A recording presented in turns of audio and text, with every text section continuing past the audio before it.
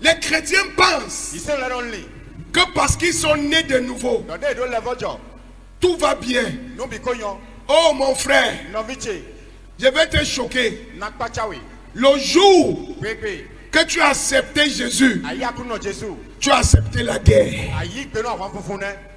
Le jour que tu as dit oui à Jésus, le jour là, tu as accepté la guerre.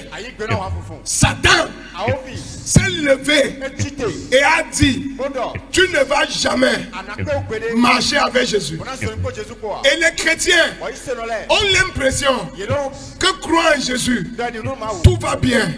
Non, quand tu crois en Jésus, tu te prépares pour la bagarre, tu te prépares pour la guerre, tu te prépares pour la lutte. Parce que chaque chose que tu vas avoir, ça sera pas la force. Introduction. Ça sera pas la guerre.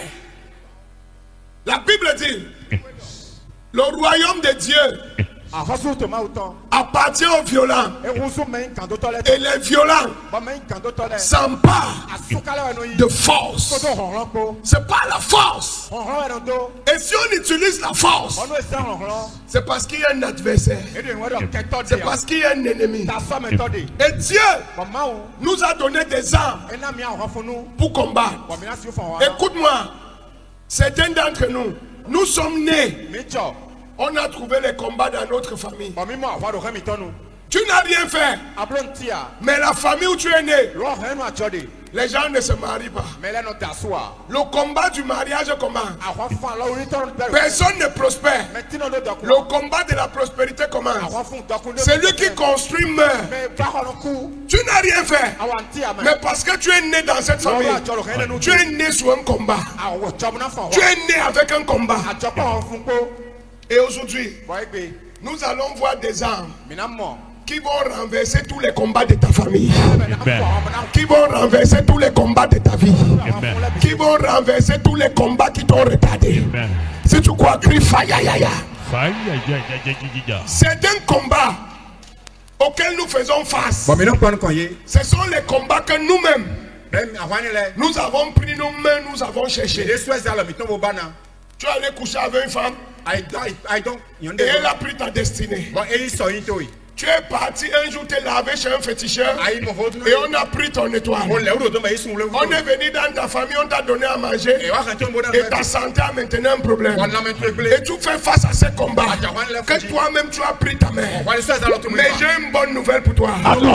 Jésus-Christ nous a donné la victoire dans tous les combats. Jésus-Christ nous a donné la victoire dans tous les combats. Et aujourd'hui, tu deviens victorieux dans ton combat au nom de Jésus.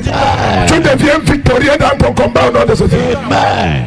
J'essaye de poser une fondation pour que tu saches que ta vie, ce n'est pas un terrain de vacances.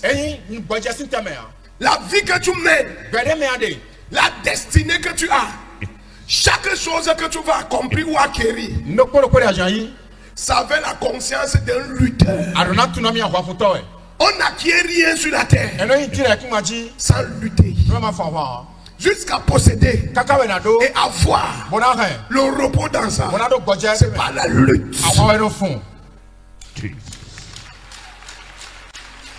C'est pas la lutte. Si tu ne luttes pas, tu ne peux pas. Et la plus grande lutte, ce n'est pas la lutte des démons. C'est la lutte de Satan contre Dieu dans ton cœur. Le plus haut niveau du combat spirituel, c'est le combat spirituel de ton cœur. Tu as accepté Jésus, mais Satan n'est pas prêt à te laisser partir.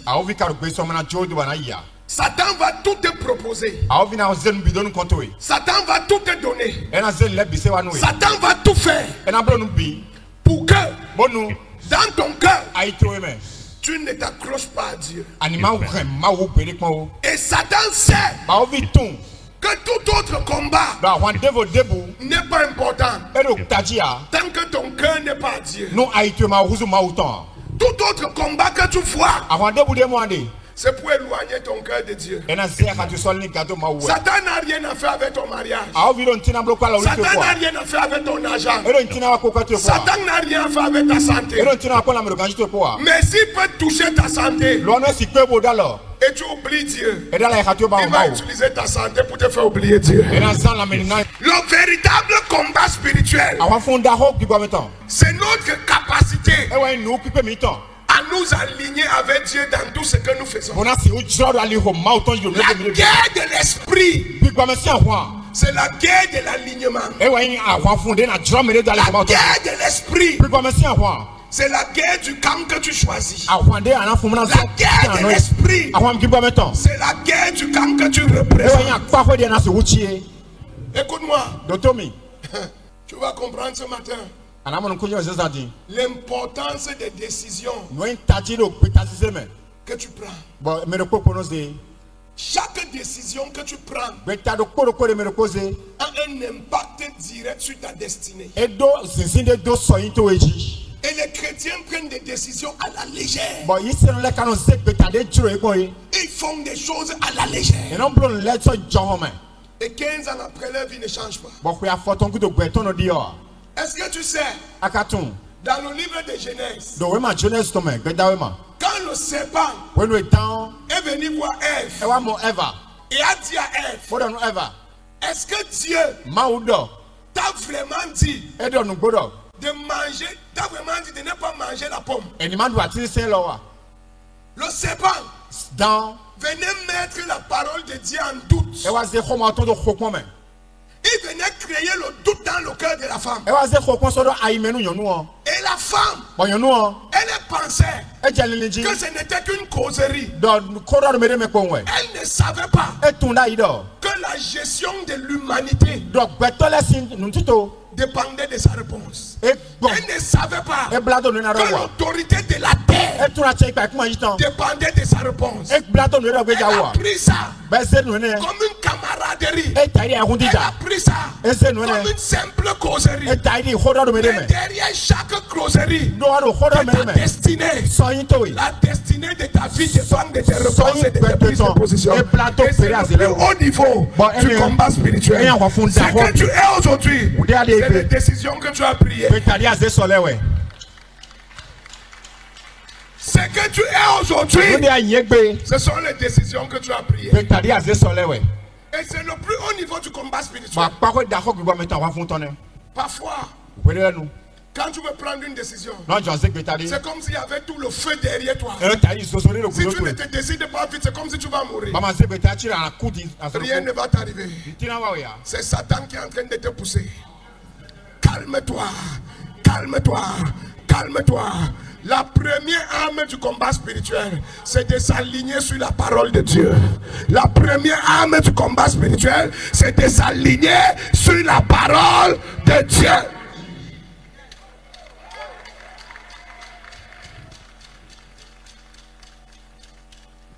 Quelqu'un qui ne s'aligne pas ne peut pas gagner un combat.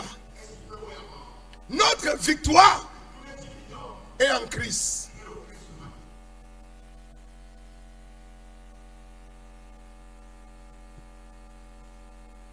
Ève ne s'est pas alignée. Elle est tombée de son autorité, de sa domination et de son règne. C'était une discute de combat. Dans le livre de Job, quand Satan s'est présenté devant Dieu, dans Matthieu 4, il a dit à Jésus, prosterne-toi, adore-moi, et je vais te donner le pouvoir, car le pouvoir m'a été donné. Qui lui a donné? C'est Ève. C'est Ève. Pourquoi? Quand Satan a demandé à Ève, est-ce que Dieu t'a vraiment demandé de ne pas manger? Au lieu de dire, la parole de Dieu dit, tu ne mangeras pas. Elle a dit, je ne sais pas. Chaque fois que tu prends la parole de Dieu et tu veux fabriquer ça à ta manière, et tu veux comprendre ça à ta manière, et tu vas amener une interprétation qui t'arrange, automatiquement, tu deviens la victime du combat spirituel. Tu deviens la victime du combat spirituel. Si la parole dit oui, c'est oui. Si la parole dit non, c'est...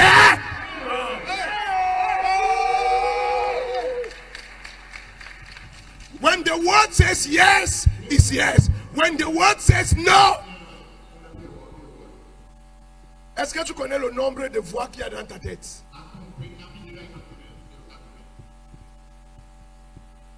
Même ce matin, Satan a dit ne viens pas à l'église.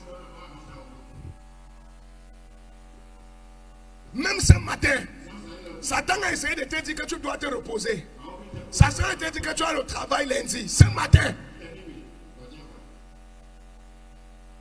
la seule manière de gagner le combat spirituel, quand tu veux faire quelque chose, tiens-toi sur la parole de Dieu.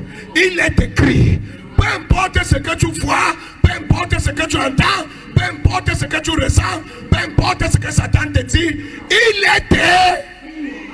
n'y a personne qui s'accroche à la parole et la parole est de soi. Il dit que ma parole est élevée au-dessus de moi. Il n'y a pas quelqu'un qui s'accroche sur la parole. Même si tout le monde t'abandonne, si tu tiens la parole, tu vas t'en sortir. All the words. C'est l'arme la plus puissante dans le combat spirituel. Et Jésus nous a montré ça. Dans le livre de Matthieu 4. La Bible dit, quand Jésus est venu pour restaurer l'autorité, Satan a mené Jésus. Après 40 jours de jeûne, Satan a apparu à Jésus. Et Satan dit à Jésus, il est écrit, si tu es le Fils de Dieu, change ses pieds en pain.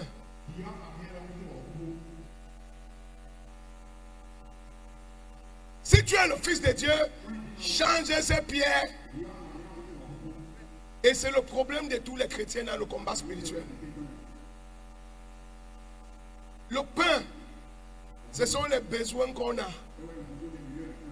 Les voitures, les maisons, les enfants, le mariage, la santé, la joie, tous les besoins matériels et tout ce qu'on a besoin. Et Satan est en train de dire à Jésus, si tu sais que tu es fort, je suis prêt à te donner une femme. Je suis prêt à te donner une voiture. Je suis prêt à te donner un enfant. Je suis prêt à te donner un mariage. Je suis prêt à te donner un travail. Mais à condition que tu ne vives plus la sanctification. À condition que tu n'obéis, tu ne partes plus à l'église. À condition. Et plusieurs chrétiens ont accepté les conditions de Satan et ont obtenu des choses. Et aujourd'hui, ils n'entendent plus Dieu, ils ne voient plus Dieu et ils ne comprennent plus la vie. Mais ils ont eu le mariage, ils ont eu le travail, ils ont eu quelque chose de Dieu. Jésus a répondu à Satan, il est écrit, l'homme ne vivra pas seulement de pain, mais l'homme vivra de tout ce qui sort de la parole de Dieu. Qu'est-ce que ça veut dire? Dans la parole de Dieu, le pain que Satan te propose, même si tu n'as pas encore, il y a le pain dedans. Dans la parole de Dieu, le mariage que Satan te propose, même si tu n'as pas encore, il y a le mariage dedans. On ne mange pas le pain, le ventre est vide, mais il y a une nourriture que je mange que vous ne connaissez pas. C'est la parole de Dieu. Et quand la nourriture là vient, le mariage va venir, le travail va venir, la carrière va venir. Mon frère,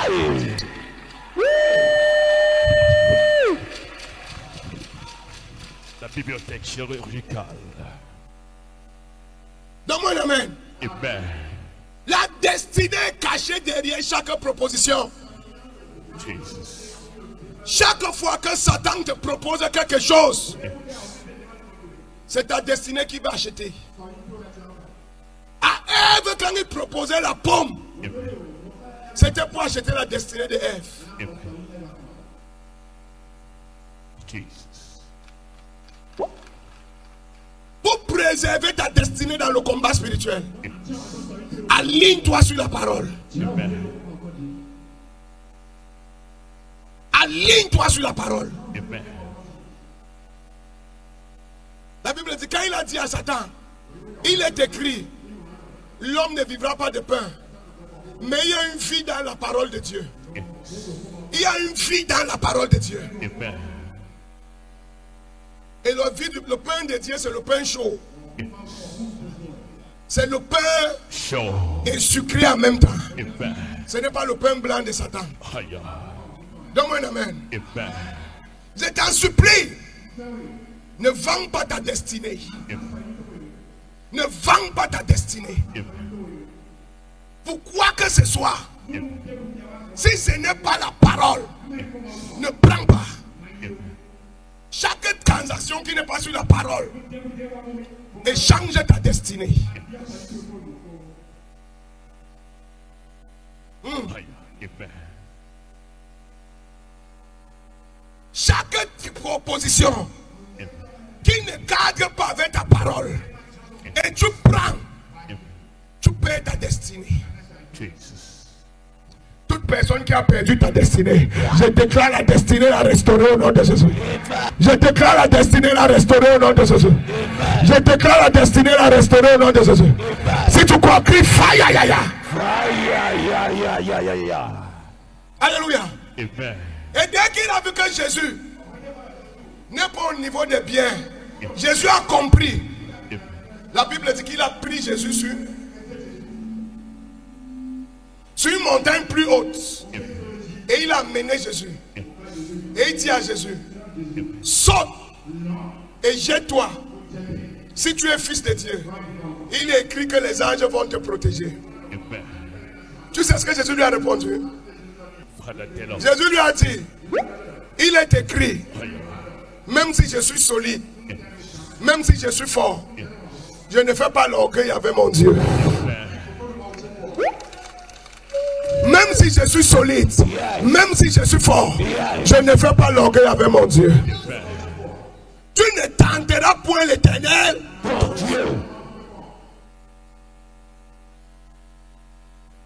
Dans le combat spirituel, l'une des armes que le diable utilise pour nous faire perdre les combats,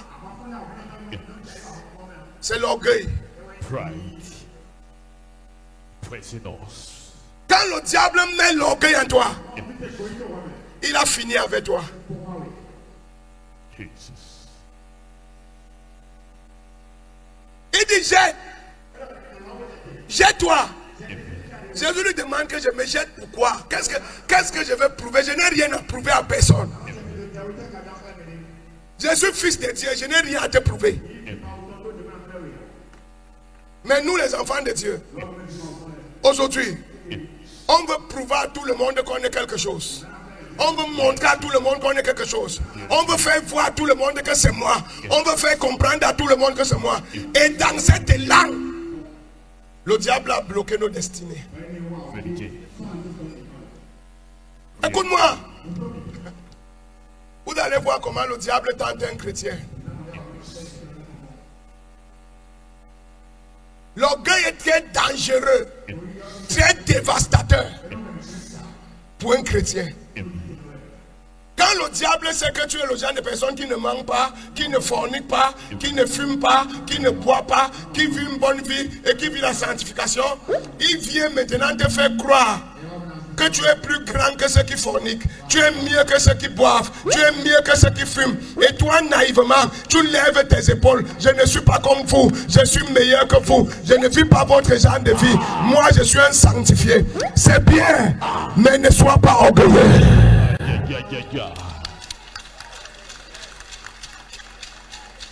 Word of direction. Ne sois pas orgueilleux. Ne sois pas orgueilleux. Don't be a man of pride. Jésus a dit oui, je ne fais pas tout ça. Mais je n'ai rien à te montrer, je n'ai rien à te prouver.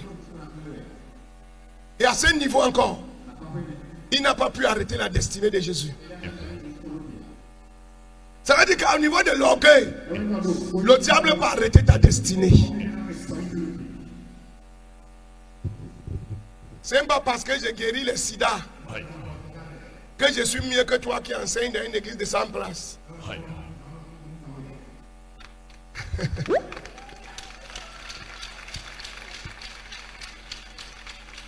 Le diable n'a pas pu arrêter son orgueil. La Bible dit que le diable est obligé de le déplacer encore plus haut.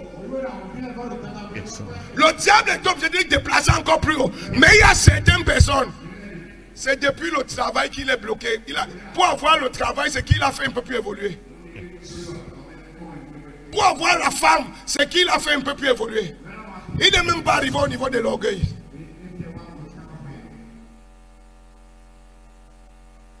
Il est obligé de déplacer Jésus parce qu'il n'a pas pu le maîtriser. La Bible dit qu'il l'a amené maintenant plus haut pour lui proposer la gloire du monde. Si tu te prosternes et tu m'adores, je te donne tous les royaumes. On m'a donné. Qui t'a donné? Qui t'a donné? Qui t'a donné?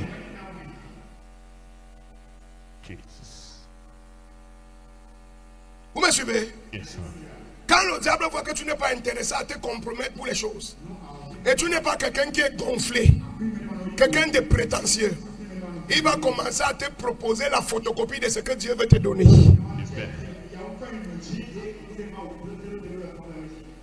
Tu vas voir mon petit ici. Il est à l'église depuis 5 ans. Il est arrivé ici. Il a été fidèle. Il est devenu pasteur. Maintenant, on l'a affecté sur le terrain. Il a fini de travailler. Il a vu Dieu. Il est toujours humble. Et le diable ne sait pas comment l'arrêter. Le diable voit déjà sa trajectoire. Le diable voit sa trajectoire. Maintenant, pour que le diable puisse le tenir, le diable va l'amener plus haut. Et le diable va lui dire: tu es un grand prophète. Tu es un homme de feu. Tu es un homme de tonnerre. Tu as un ministère. Tu n'as plus rien à faire avec Papa Ototo. Va créer ton ministère.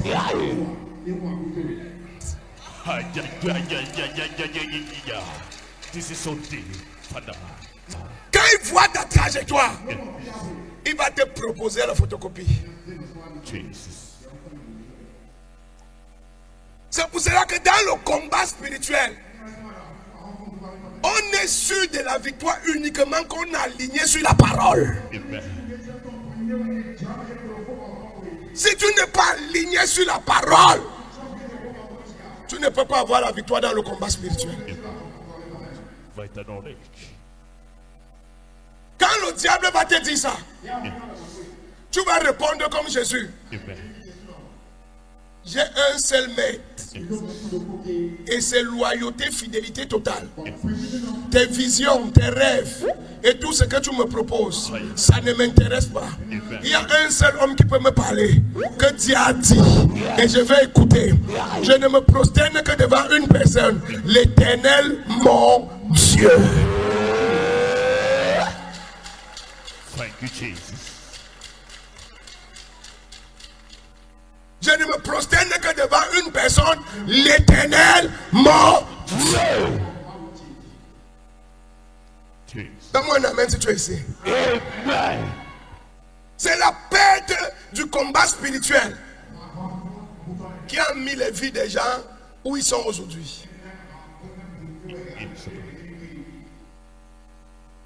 Et la Bible dit, dès que Jésus a résisté avec la parole, automatiquement, un ange est venu le servir. Automatiquement, un ange est venu le servir.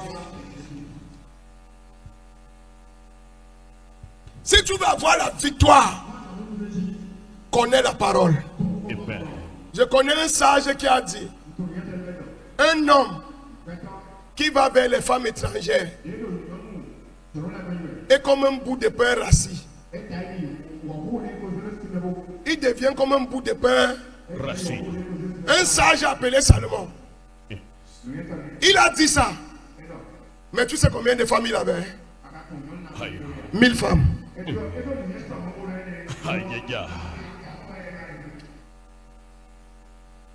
Il dit que si tu pars chez une femme, tu deviens comme un pain rassis. Mais lui-même, il avait 1000 femmes. Il a commencé à faire les fétiches des femmes dans l'église. Ça ne suffit pas de connaître la parole.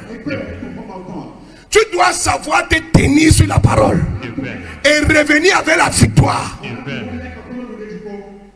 On te dit, ton enfant a le cancer. Tu dis, mon enfant ne peut pas avoir le cancer.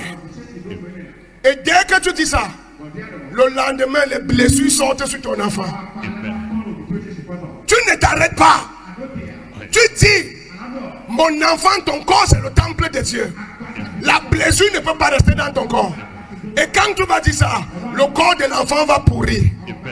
Quand le corps de l'enfant pourrit, reste sur la parole. L'esprit qui vivifie et qui donne la vie et qui ramène à la vie habite en toi. Je sais que tu...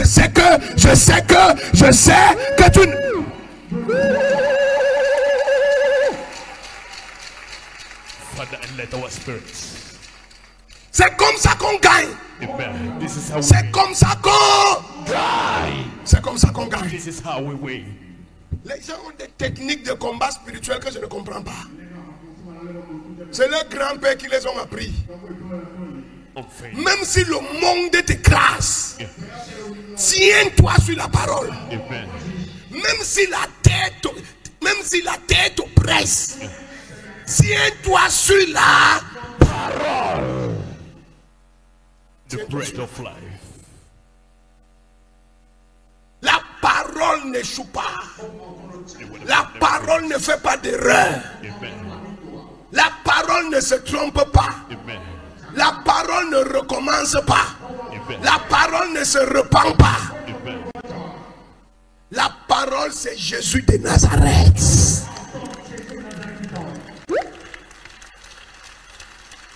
Jesus. Alléluia. Amen. Alléluia. Amen. Dans le combat spirituel, le combat à chaque niveau de ta vie. Amen. Chaque niveau, comme je viens de te montrer, le combat spirituel vient à chaque niveau de ta vie. Certaines personnes sont au niveau de saute et jette-toi, les orgueilleux. Les autres sont encore au niveau de tu veux le travail, tu veux le mariage, fais comme ça, tu veux la voiture. Il y a d'autres. On leur a dit que tu es le meilleur des meilleurs, tu n'as plus besoin de personne. Le combat à chaque niveau. Mais pour t'en sortir, que la parole soit ta torche. Our guiding light. Quand tu te tiens sur la parole, il est écrit. Tu vas revenir avec un témoignage. Thank you, Lord. Quand tu te tiens sur, il est écrit. Laisse les yeux des gens. Oublie les yeux des gens. Il est écrit. It is written. Ils vont te cogner. Le diable va secouer. Mais tu vas revenir avec un témoignage. Thank you, Jesus. C'est pour ça un chrétien qui ne connaît pas la parole, tu n'as pas de chance. Tu ne peux rien. Reality. Tu ne peux rien. Nada. Le ronron, La puissance c'est la parole. is the word. Tu ne peux pas. Aya. J'essaye de voir. Si tu ne connais pas la Bible, tu ne peux pas. Tu ne peux pas. Connais, accepter et pratiquer. C'est le power de Dieu. Amen. Thank you, Lord.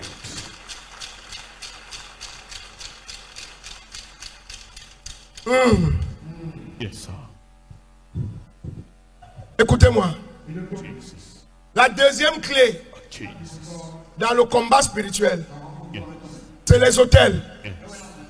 Alléluia. Amen. Donne-moi un amen. Amen. Les autels sont vitaux Yes. pour le combat spirituel. Amen.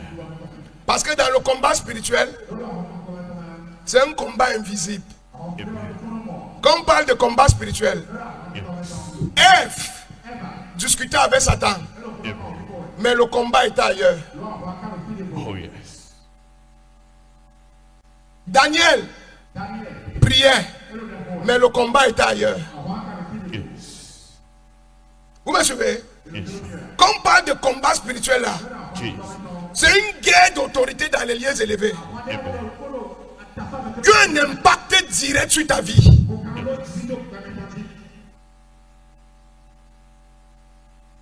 Et les forces invisibles opèrent par les autels. Donc quand tu vas voir la victoire dans le combat spirituel, tu dois être un homme d'autel. Tu dois être un homme d'autel. La Bible dit, dès le premier jour qu'il a eu à cœur de prier, Dieu a détaché la réponse. Mais il est resté sur son autel de prière pendant 21 jours. Et c'est le 21e jour que Michel a été détaché pour venir secourir l'ange au deuxième ciel pour apporter la réponse. Et Michel a dit, je retourne bagarrer. La bagarre n'est pas terminée. Reste sur ton autel. Reste sur ton autel. Tant que tu es sur l'autel, nous allons vaincre là-bas haut.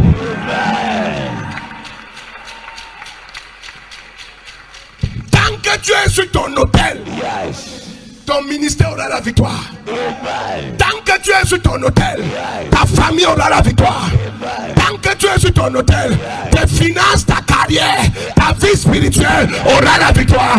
Parce que l'autel, c'est la porte qui renforce l'armée céleste à intervenir. Aïe, aïe, aïe, aïe.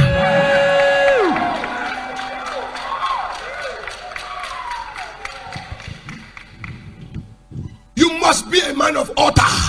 Tu dois être un homme d'autel. You must be a man of altar. Tu dois être un homme d'autel. Il y a des interventions que tu ne peux que voir par l'autel. Il y a des interventions où tu finis comme ça. Tu sors et un fou apparaît devant toi en route. Et le fou commence à te dire, n'aie pas peur, n'aie pas peur, n'aie pas peur, n'aie pas peur, n'aie pas peur. Et quand tu te tournes, tu ne vois plus le fou. Ça, c'est les autels. Ça, c'est les mouvements des autels. C'est les mouvements des... C'est les mouvements des autels. Vous savez qui m'a transféré l'onction dans ma vie pour la première fois? C'est un fou. C'est un fou qui m'a transféré l'onction. Jusqu'à ce que j'ai senti comment c'est quitté sur lui, centré sur moi. Un fou. La famille d'où je viens, pour qu'il y ait un pasteur comme moi dedans, mon grand-père avait plus de 62 fétiches. Et je suis sa première génération. Pour qu'il y ait un pasteur comme moi dedans, il faut qu'un hôtel comme celui-là apparaisse dans ma vie pour m'arracher de la main. Sinon c'est impossible. Impossible. Noé a fermé la bouche de la mer éternellement sur la terre. Éternellement. Et a sauvé la race humaine pour toujours. Par l'autel. La Bible dit que Noé a bâti un autel à Dieu. Et il a coupé les animaux, puis il a déposé sur l'autel.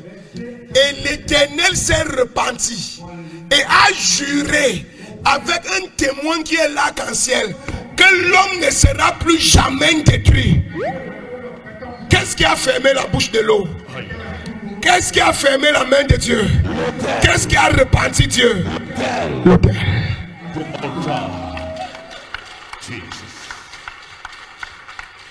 Genèse 9, verset 10 à 11. Avec tous les êtres vivants qui sont avec vous, tant les oiseaux que les bétails et tous les animaux de la terre, soit avec tous ceux qui sont sortis de l'âge, soit avec tous les animaux de la terre.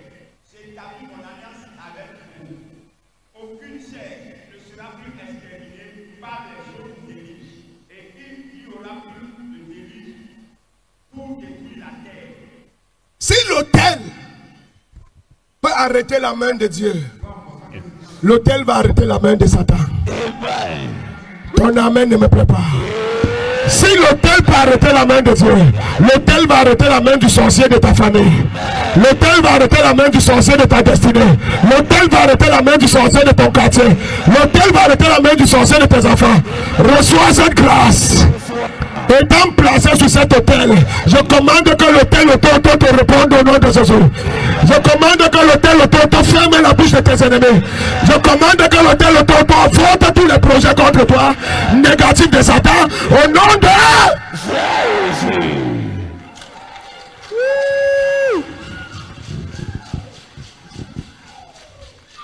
Maman Toto, le prophète Élie s'est retrouvé seul contre tout un pays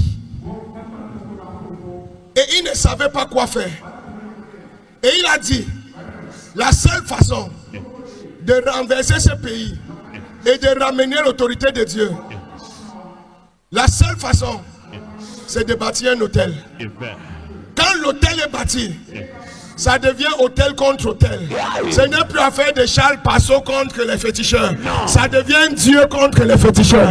Ça devient altar against altar. Et avant la fin de la journée, Dieu est revenu et tous les sorciers ont été tués. On a neutralisé les sorciers par la bouche de l'autel. The voice of the altar. Si tu es un homme de combat, you must be a man of altars. Si tu es un homme de guerre, tu dois être un homme d'hôtel. Yes, Father. Yes, Father. Même cette semaine, ma femme et moi, on a visité nos hôtels. Cette semaine. Vrai ou faux? Vrai. A man of war is a man of altars. Un homme de combat est un homme d'hôtel. Parce que le combat là n'est pas charnel, mon frère.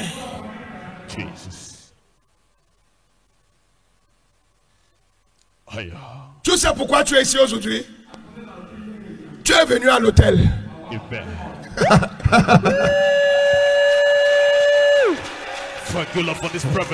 es venu à l'hôtel. Tu es venu voir ton...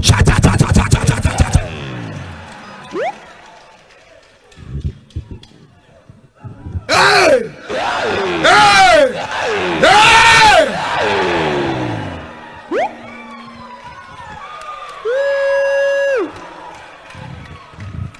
Alléluia. Amen. Tu vois le petit type ici comme ça.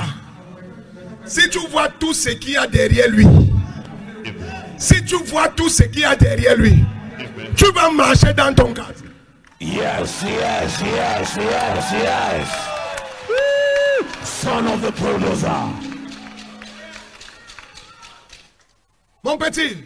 Yes, Father. Géasi était avec Élisée. Et ils ont été attaqués. Et Géasi était en train de pleurer. Géasi disait, nous sommes finis. Ils vont nous exterminer. Et le prophète Élisée riait. Le prophète disait, oh petit, calme-toi. Toi tu regardes avec tes yeux. Tu ne vois pas l'autel. Ils sont 10 000. Mais dans l'autel, on a plus de 10 millions.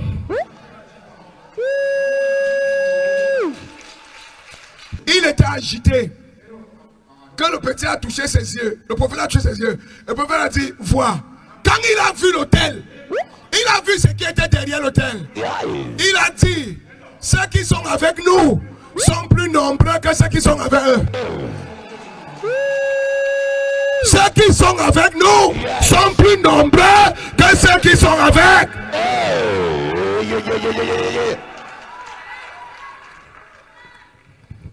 Mais ils sont où? Ils sont derrière les hôtels. Aïe, aïe, aïe, aïe, aïe, aïe, aïe, aïe, aïe, aïe, aïe. Ceux qui sont avec nous sont où? Ils sont derrière les hôtels. Il faut aller les chercher. Aïe, aïe, aïe, aïe. Thank you, Lord. Combat spirituel. Spiritual warfare. Altar. Through us. Altar. Les hôtels. Dis à ton voisin, altar. L'hôtel. Altar. L'hôtel. Ils sont derrière. Quand quelqu'un vient, tu vas mourir. Et tu cours. Dieu de papa au toto. Dieu de papa au toto. On a dit que je vais mourir. Voici mon sacrifice, je ne vais pas mourir. Et tu pars. 2 jours après, tu entends que la personne est morte.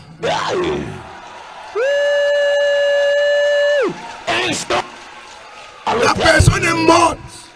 Yes. Qu'est-ce qu'il a tué? L'hôtel. Yes. Aïe, aïe, aïe, aïe, aïe, aïe, aïe, aïe, aïe. C'est l'hôtel. Alléluia. Amen. C'est l'hôtel. Mais quand tu veux être un homme de... Tchaboum, tu dois être un homme des hôtels. Amen. Thank you, Lord. Tu es le genre de pasteur que on ne te ramasse pas comme ça. Mais je vais te dire aussi, ne pars pas sur l'autel pour faire du mal aux gens. Parce que chaque personne que tu tues, on va te demander son sang. On tue ceux qui doivent mourir. Ok.